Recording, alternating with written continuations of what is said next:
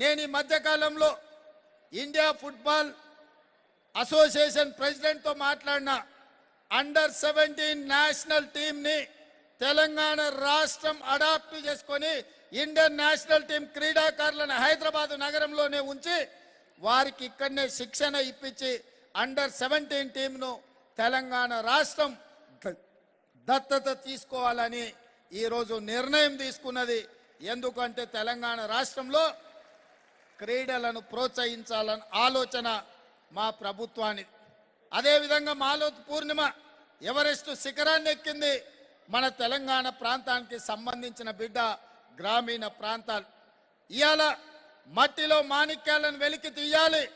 గ్రామాలలో ఉన్న క్రీడాకారులకు పదును పెట్టాలి.